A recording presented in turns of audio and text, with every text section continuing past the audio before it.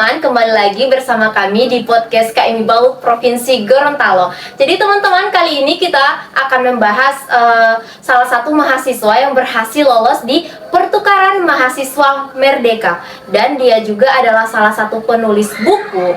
Jadi bukunya itu sudah terbit beberapa bulan kemarin. Jadi teman-teman mungkin ada yang berminat, nanti orang akan bahas di podcast kali ini.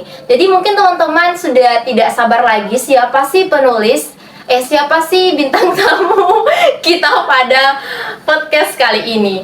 Jadi tapi sebagian teman-teman sudah tahu sih siapa sih bintang tamu kita pada hari ini. Jadi mungkin langsung saja orang undang bintang tamu kita pada podcast kali ini. Kita undang, dia adalah Kak Iksan Enjira. Yeay. Halo Iksan, apa kabar? Halo juga Mbak, alhamdulillah baik. Kamu sendiri gimana kabarnya Mbak? Alhamdulillah baik ini Iksan. Jadi begini Kak Iksan. Jadi orang kan tadi ada bahas tentang bintang tamu kita. Jadi Kak Iksan ini adalah salah satu bintang tamu yang lolos di PMM. Jadi menurut Kak Iksan, apa sih yang membuat Kak Iksan itu tertarik untuk ikut di kegiatan pertukaran program mahasiswa Merdeka ini? Oh iya, jadi salah satu alasan kenapa saya pengen ikut karena saya pengen banget kayak mencoba mengeksplor dunia luar selain Sulawesi.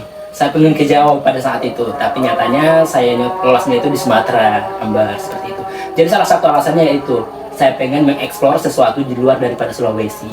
Oh, jadi orang sudah tahu mungkin tadi ada suka di Pulau Jawa. Jadi mungkin orang harus tahu sih Kak Iksan ini dari universitas apa, kemudian lolosnya di tujuan lolosnya PMM itu di mana, di daerah mana? Oke, kalau dari asal universitas saya sebenarnya dari Universitas Iksan Gorontalo, jurusan ilmu hukum, dan alhamdulillah saya lolosnya di Universitas Islam Riau. Masya Allah. Jadi Kak Iksan ini adalah salah satu mahasiswa di Universitas Iksan Gorontalo yang berhasil tembus melakukan pertukaran mahasiswa di Universitas Islam Riau. Islam di Riau dia ternyata. Jadi di sana Kak Iksan ini sudah jalan-jalan mungkin ya. Benar sekali, benar. Oke. Jadi mungkin bagaimana motivasinya Kak Iksan dengan proses pendaftarannya Kak Iksan, mungkin kita sudah tahu bahwa di pertukaran mahasiswa ini mungkin proses pendaftarannya ribet atau bagaimana kalau menurut Kak Iksan? Jadi salah satu motivasi yang selalu saya tekankan pada diri saya sendiri bahwasanya saya meyakini usaha itu tidak akan mengkhianati hasil. Walaupun kemarin pada saat PMM 3, jadi saya sempat daftar PMM 3 juga Mbak, tapi nggak lolos. Oh, jadi lolosnya di PMM 4. Nah, oh, iya. saya meyakini itu bahwasanya kemarin tidak lolosnya di PMM 3 itu adalah salah satu langkah supaya saya berpacu lagi gitu loh. Jadi saya meyakini bahwasanya jalan yang saya tempuh itu akan mengantarkan saya pada sesuatu yang memang benar-benar saya capai. Oh, jadi ada tantangan di situ. Benar. Di apa yang di ketiga itu. Jadi Iksan ini dusu di tempat PMM 4 ini. Jadi dia berusaha semaksimal mungkin untuk lolos di PMM 4 ini. Jadi sangat luar biasa ya proses pendaftaran. Jadi tadi dijelaskan ribet ya pendaftarannya. Benar. Dari surat-suratnya atau apa begitu. Iya, kalau secara administrasi ya itu memang agak ribet karena kita perlu ke kampus dulu, terus minta persetujuan daripada Kaprodi yang bakalan mengkonversi nilai di akhir nanti. Terus kemudian kita urus juga KHS, kartu hasil studi, supaya jadi bahan pertimbangan daripada pihak PMM itu sendiri. Dan adapun surat-surat yang diurus juga itu salah satunya surat keterangan sehat. Ini juga penting karena itu akan menentukan bagaimana kamu ke depannya, bagaimana kamu akan berproses di sana. Oh, jadi di situ ada kartu sehat. Jadi kalau menurut Kak Iksan, administrasi yang paling sulit untuk diurus itu apa ya? Ada dua, SPTJM sama kartu sehat itu. SPTJM itu surat pertanggungjawaban mutlak. Nah, di sini yang bakal bertanggung jawab adalah Kaprodi. Nah, di situ mulai dari awal saya menghubung Kaprodi yang emang kayak agak susah gitu kan, sampai akhirnya benar-benar saya dapat gitu loh. Jadi kayak satu langkah bahwasanya saya udah dibukain jalan dari Kaprodi saya sendiri. Oh, Masya Allah. Jadi kalau keterangan kartu sehat itu gimana ya? Oh ya, kemarin sebelum saya datang ke sini saya tuh sempat di daerah. Nah, di daerah itu saya sempat ke salah satu puskesmas yang di daerah saya, namun pada saat itu emang kayak agak mepet waktunya, sampai buru-buru banget. Tapi ternyata salah satu dokter daripada puskesmas itu tidak ada dan saya disarankan untuk ke puskesmas yang lain. Jadi ini posisinya di kampung ya? Di kampung benar. Oh. Nah ketika sampai di sana nyatanya juga tidak ada. Sedangkan saya harus balik ke Gorontalo karena mengejar kapal. Dan pada akhirnya saya mendapatkan surat keterangan sehat itu pas di Gorontalo sini di salah satu puskesmas di Kecamatan Kota Utara. Oh, jadi dapatnya di Gorontalo, Gorontalo gitu ya? benar. Ya, jadi kemudian apa kalau di selesai pendaftaran apa sih yang Kak Iksan lakukan lagi setelah itu? Tunggu pengumuman kan? Iya benar. Jadi setelah pendaftaran kita itu masih nunggu terkait dengan verifikasi data. Itu yang akan diverifikasi dari pihak Kemendikbud. Terus kita nunggu kurang lebih 1, 2, 3 bulanan lah. Situ dari bulan berapa ya? Kalau nggak salah Juli dan seterusnya. Nah di situ emang kayak agak skeptis ya karena ini lolos nggak ya? Karena kepikiran kemarin PM3 nggak lolos. Jadi ya kita agak sedikit bingung, resah juga apakah ini bakal lolos atau enggak. Jadi kita nungguin hasilnya aja. Oh, jadi mungkin tadi Kak Iksan ini sudah menjelaskan bagaimana proses pendaftaran dan surat-surat yang harus disiapkan untuk ikut program mahasiswa Merdeka ini. Jadi mungkin orang tahu dulu bagaimana perjalanan nih Kak Iksan dari Gorontalo ke Riau. Mungkin orang tahu sama-sama, mungkin ini adalah perjalanan yang sangat jauh, jadi mungkin akan orang dengar sama-sama penjelasan atau cerita pengalaman perjalanan tentang Kak Iksan untuk mengikuti untuk tembus ke Riau-nya gitu. Oke, baik. Jadi kalau perjalanan dari Gorontalo ke Riau itu emang agak sedikit ribet juga karena harus banyak transit. Nah, pertama kalau saya ke bandara itu 4 orang yang menemani 5 orang yang menemani saya untuk ke bandara. Yang salah satunya adalah kameramen kalian, Kak Rai. Jadi dari Kami Balut ya? Iya benar. Itu ada Rai, terus Fitri, Nining, Nanda, serta Lasri. Nah mereka yang mengikuti saya sampai di bandara. Nah sampai bandara saya itu juga kayak yang belum tahu apa-apa kan karena ini first time saya naik pesawat gitu kan. Terus saya nanya-nanya ke Kak Rai karena beliau juga udah pernah naik pesawat kemarin waktu masih kuliah di Bandung. Nah saya nanya-nanya ini gimana gini. Terus dijelasin. Nah setelah dijelasin ternyata saya itu take off-nya di jam 2. Datangnya jam berapa? Saya datang mulai dari jam 9 sampai ke sana, di sana mungkin jam 11-an. Ya. Nah, terus di sana kita nunggu sampai jam 12 supaya gate-nya itu dibukain. Nah, kita masuk, terus kita check in, kita take off-nya jam 2. Terus pas nyampe jam 2, kita udah mau take off, di situ pertama kali ya naik pesawat. Itu kita naik Lion Air, pesawat Lion Air. Di situ agak sedikit ragu-ragu dan ya agak takut karena ini pertama kali. Terus saya sempat tuh lihat berita kan bahwasanya pesawat dengan warna merah itu bakalan gini-gini kan. Jadi pikirannya saya tuh udah ya Allah ini gimana. Jadi gugup banget. Jadi selama perjalanan tuh kayak zikir terus bismillah. Jadi pas ketika take off kan langsung kayak sempat kaget karena anjir laju banget cok gitu kan. Oh jadi ini pertama kali? Iya pertama kali. Terus kita take off di jam 3-an kita landing di Makassar. Nah di Makassar itu kita sempat istirahat dulu karena kita take off lagi dari Makassar ke Jakarta itu di jam 9 malam. Jadi selama beberapa jam itu dari jam 4 sore sampai menuju jam 9 malam kita nunggu di bandara. Nah di bandara itu kita ketemu dengan first time juga, kita ketemu orang yang hampir seasal sama aku juga di daerah Sulawesi Tengah yaitu di Luwuk. Ada orang tadi, jadi di situ sudah tak kumpul mahasiswa PMM gitu? Iya, tapi yang dari Sulawesi Tengah. Jadi khususnya di situ? Iya, Sulawesi Tengah sama Gorontalo juga. Nah di Gorontalo ini saya bareng teman saya 3 orang, terus ketemu yang dari Luwuk itu 2 orang, jadi kita berjumlah 6 orang. Dari situ kita kenal-kenalan, terus sapa-sapaan dan kita take off bareng. Di situ kita naik pesawat Batik Air. Nah Batik Air itu dari Makassar ke Jakarta kita sampai di jam 10 atau jam 11 tuh. Siang? Malam. Kan karena kita take off-nya dari Makassar ke Jakarta itu jam 10 malam. Nah sampai jam 11 itu kita masih kayak agak bingung karena ini malam, besoknya kita bakalan take off lagi di jam 8 pagi.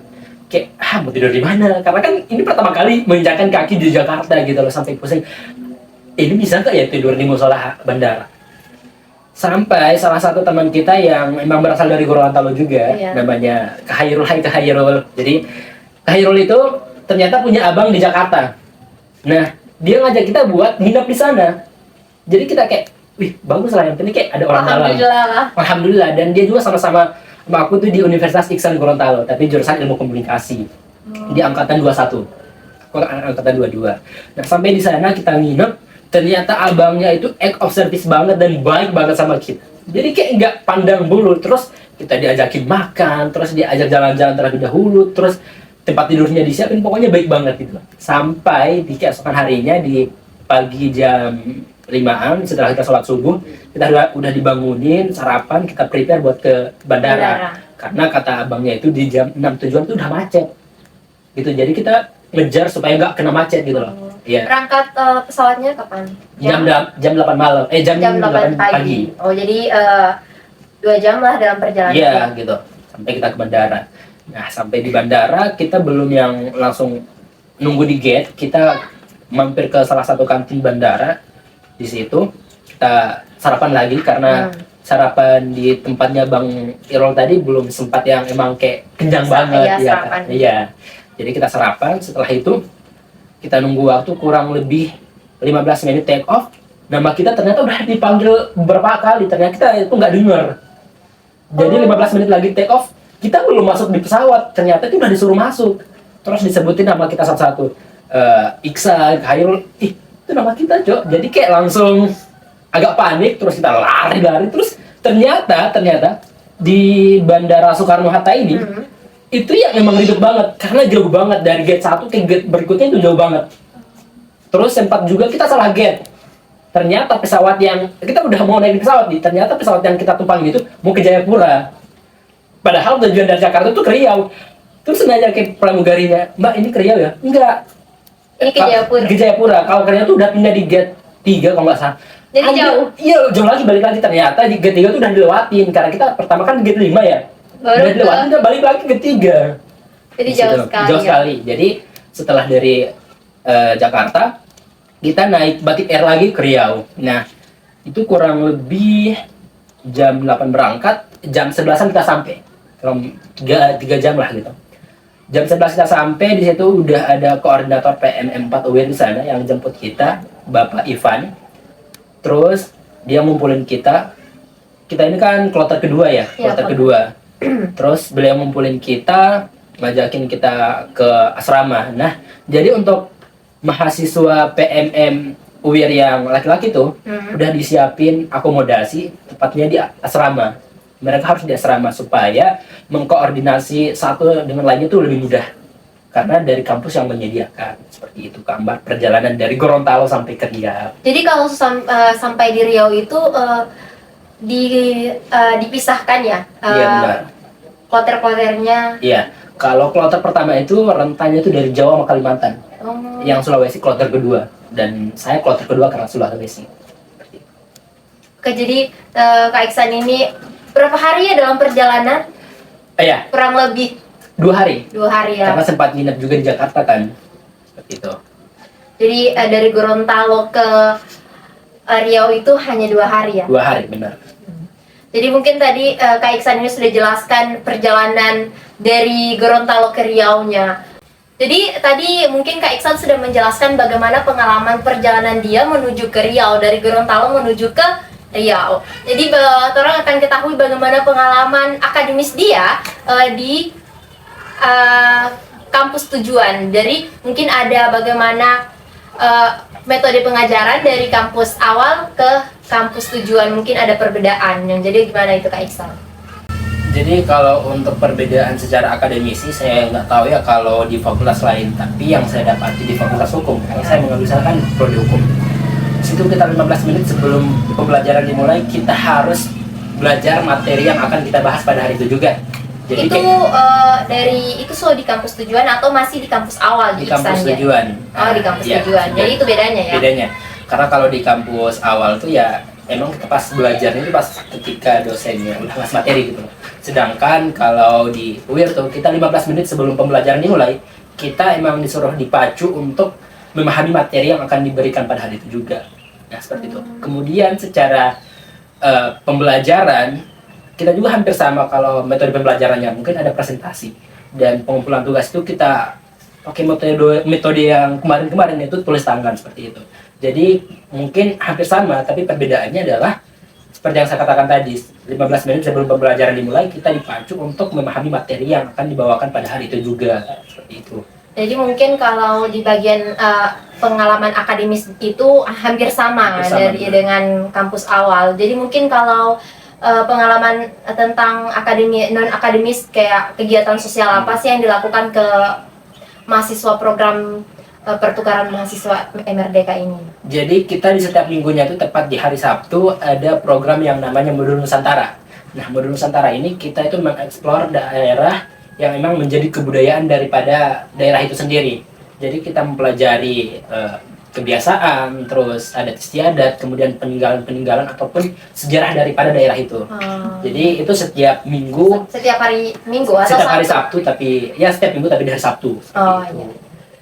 Jadi tadi Kak Iksan sudah menjelaskan bagaimana pengalaman akademis dan non akademis kegiatan sosial di mahasiswa program pertukaran mahasiswa Merdeka. Nah, jadi sekarang orang tahu kalau di sana itu mungkin proses untuk bisa menyesuaikan dengan daerahnya mungkin itu satu tantangan mungkin. Nah, jadi mungkin orang tahu sama-sama dan dia akan jelaskan oleh Kak Iksan bagaimana tantangan yang dihadapi oleh mahasiswa pertukaran kampus Merdeka ini. Baik, jadi untuk tantangannya itu seperti yang biasa orang-orang awam temukan, berada di lingkungan yang baru pasti memerlukan yang namanya adaptasi. Seperti itu. Nah, tantangan kemarin yang saya dapat adalah saya tidak bisa membaur begitu saja dengan orang-orang baru, terutama teman PMN saya. Jadi butuh waktu beberapa minggu supaya saya lebih akrab dengan dia, akrab dengan mereka, teman PMN saya. Setelah daripada itu, saya juga masih butuh waktu untuk akrab dengan teman sekelas saya, karena di daerah tersebut gimana kayak sistem hierarki itu masih berdiri gitu loh. Jadi kayak masih ada sistem senioritas dan junioritas seperti itu. Oh iya, kalau di Riau ya? Iya, tapi tidak tahu kalau di kampus-kampus lain ya, seperti itu.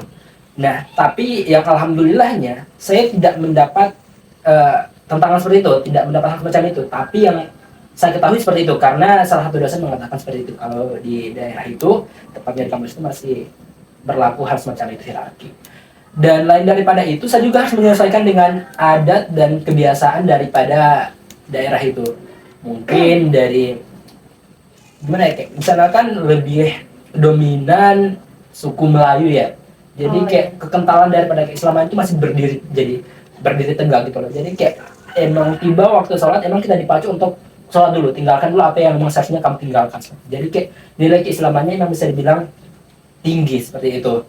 Nah, kemudian salah satu tantangan juga adalah di makanan.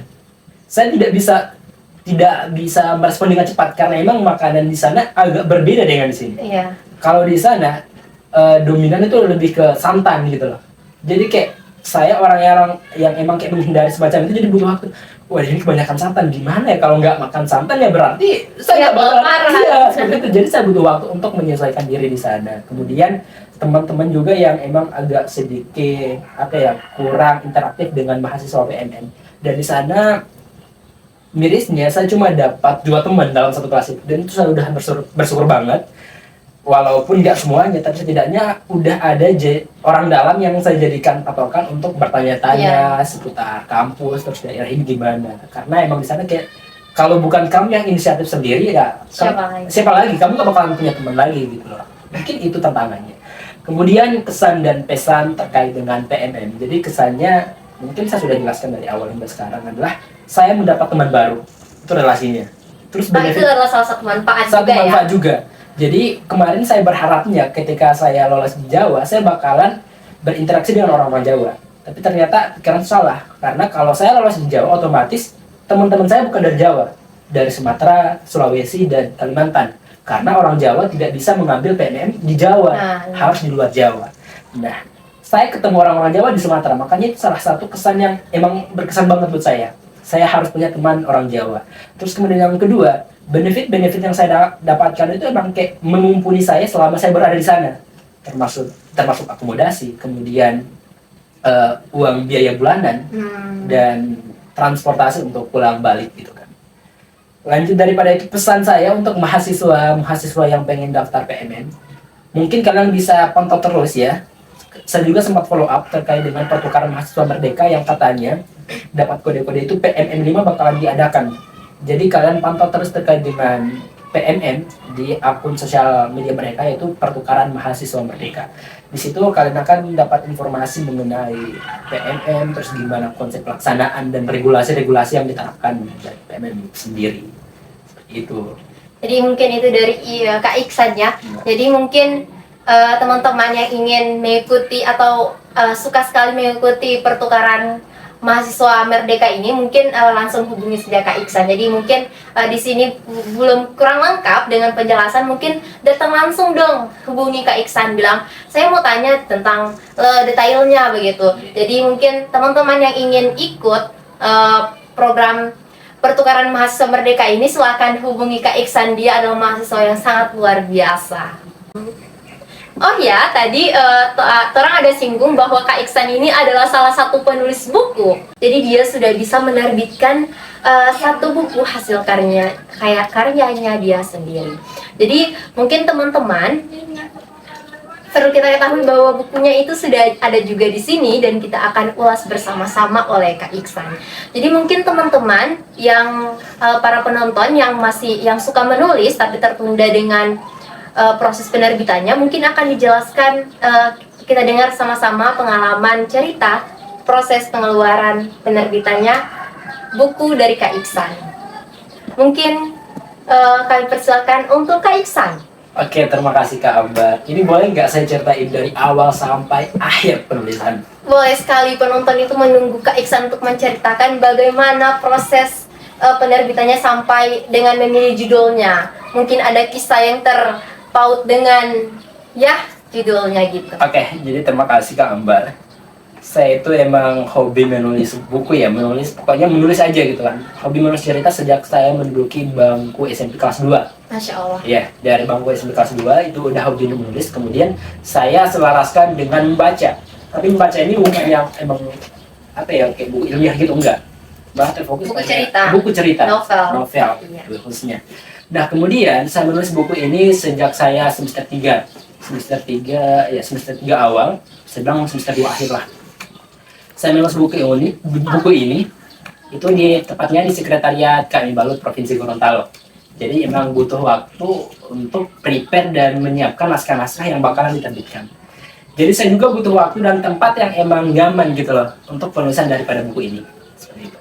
Lanjut daripada itu, ketika proses perjalanan pemetikan buku ini pasti banyak yang namanya tantangan. Nah, tantangan ini yang emang setiap penulis pasti bakalan ngerasain tantangan ini gitu loh. Mulai dari mood booster, mood swing, terus kemudian ide yang ngestak, dan bahkan tempat yang tidak selaras dengan penulisan itu sendiri. Jadi saya menulis buku ini karena terinspirasi dengan kisah pribadi, lanjut juga dengan kisah teman saya. Nah, jadi diambil dari kisah pribadi dengan ada temannya ya? Teman saya, benar.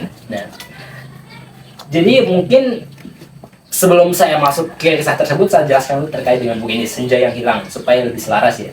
Jadi Senja yang Hilang. Nah, Senja yang Hilang ini tuh temanya tentang percintaan, genrenya pasti romance, tapi ide utamanya tuh cinta beda agama. Ya teman-teman, ketika saya memasuki kelas 9, itu saya sempat ngekelasin salah satu siswa SMP juga. Beda agama ya? Beda agama, benar. Tapi sebelum saya melakukan itu, kayak saya udah beraniin buat nyatain perasaan ini, tapi ternyata dia udah punya pacar loh, Ambar. Aduh, sakit sekali ya.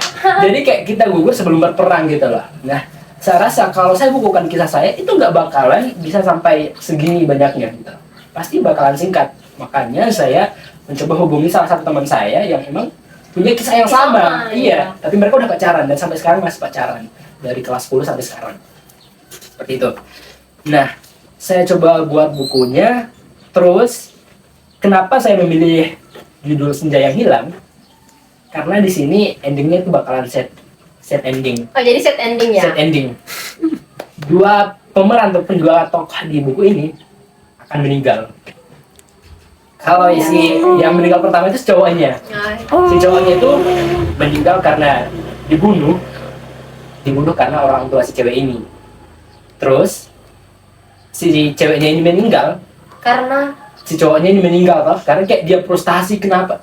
Kayak bayangin bertahun-tahun udah jalan hubungan sampai kayak yang mikir kita bakalan serius gitu loh, kita bakalan nemuin cara untuk menghilangkan perbedaan ini, kita tetap bisa bersatu walaupun ada perbedaannya gitu loh. Iya, betul. Tapi belum sampai di sana si cowoknya udah meninggal.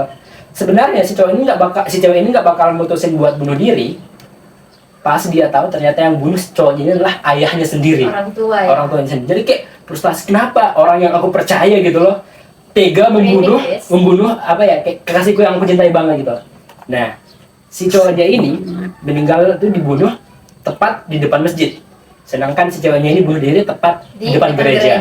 Seperti itu. Oh iya, perlu diketahui bahwasannya sebenarnya fiksasi daripada judul ini bukan Senja Hilang. Kemarin kita mau buatin Renggana Senja. Nama Renggana itu nama tokoh ya? Nama tokohnya benar.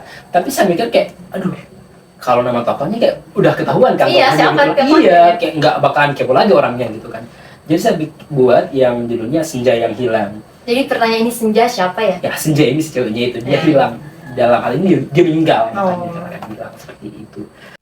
Jadi mungkin Kak Iksan orang di sini mau tahu bagaimana caranya Kak Iksan ini bisa terbitkan ini buku, begitu dari mana link-link dari mana yang Kak Iksan dapatkan sampai bisa diterbitkan ini buku. Oke, sebelum saya mendapat link itu, saya emang menulis dulu di salah satu platform yang ramai banyak orang tuh Wattpad. Mungkin tahu lah kabar ya, Wattpad. Dan bahkan tidak hanya di Wattpad saja saya menulis, di Karya Karsa, terus di Kubaca dan Visa Novel. Jadi itu sudah diterbitkan juga ya di kalau di Visa Novel itu belum baru tulis-tulis aja ya? Tulis aja, itu jadiin draft dulu, iya, udah matang terus. Kemudian proses penerbitan saya sempat scroll IG dan di situ ada salah satu event yang emang diselenggarain oleh penerbit itu sendiri, yang dimana eventnya itu kayak ya buat ini tulisan seperti ini, karya seperti ini, dan kemudian nanti bakalan diseleksi. Kalau udah diseleksi ya itu yang bakalan di-up, dan alhamdulillahnya karya saya lolos, sehingganya dapat diterbitkan oleh penerbit tersebut. Nah, kemudian bagaimana sih cara mendapatkan daripada link-link itu? Sebenarnya ada 3 metode yang kerap digunakan penulis untuk menerbitkan buku mereka.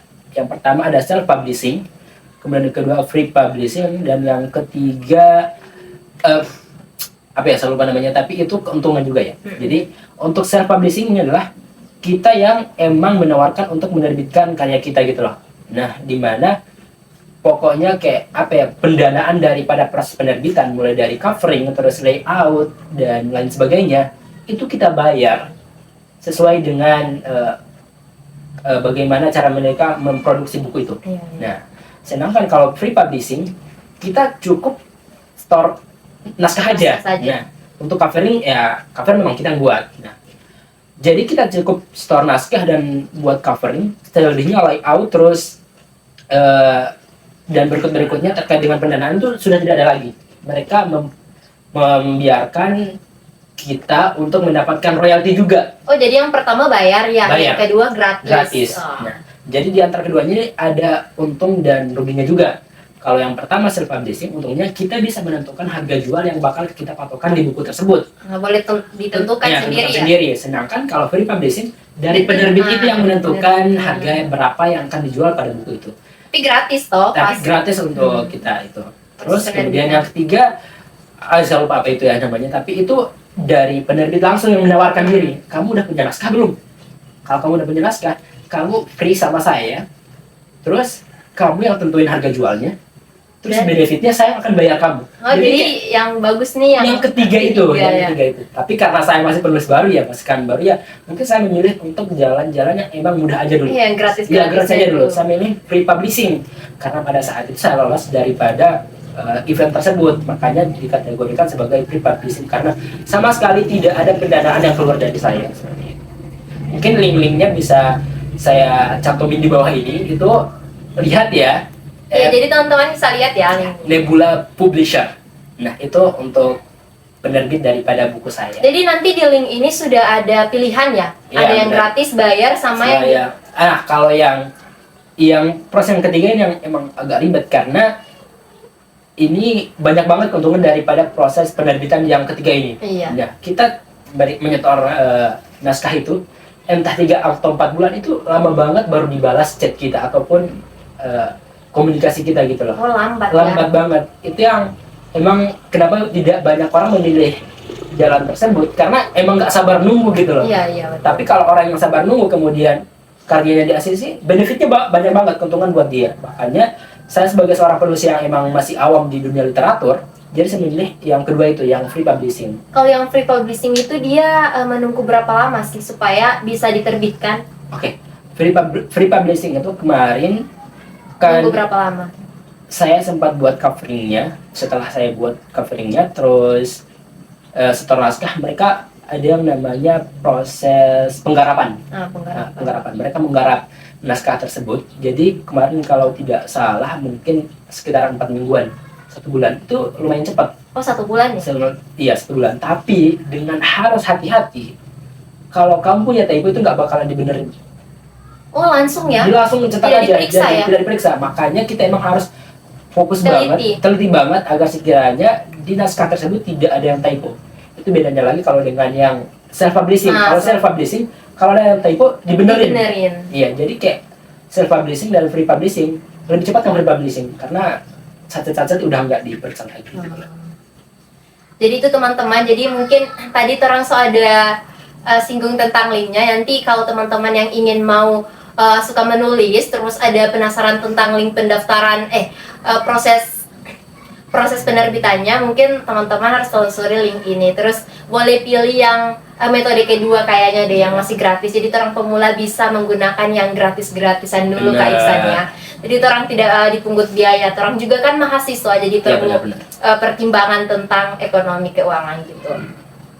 Jadi mungkin sudah dijelaskan bagaimana orang dengar sama-sama penjelasan tentang sebuah buku yang ditulis oleh Kak Iksan. Nah, jadi mungkin teman-teman penonton di luar sana yang ingin membaca buku ini, jadi tadi Kak Iksan sudah jelaskan spoilernya sedikit. Jadi mungkin saya juga tertarik nih untuk membaca buku ini. Jadi kalau boleh tahu nih Kak Iksan, buku ini boleh dibeli di mana ya? Oke, untuk marketplace-nya itu sekarang kan masih awal, masih baru ya. Iya. Jadi untuk proses pemesanan kalian bisa hubungi akun media sosial penerbitnya itu Nebula Publisher dan jadi akunnya ada di sini ada guys. di bawah sini. Terus WA juga ada di bawah sini. Ada juga di bawah sini. Seperti itu. Dengan harga 58.000. Tergantung murah juga ya. Alhamdulillah. Iya.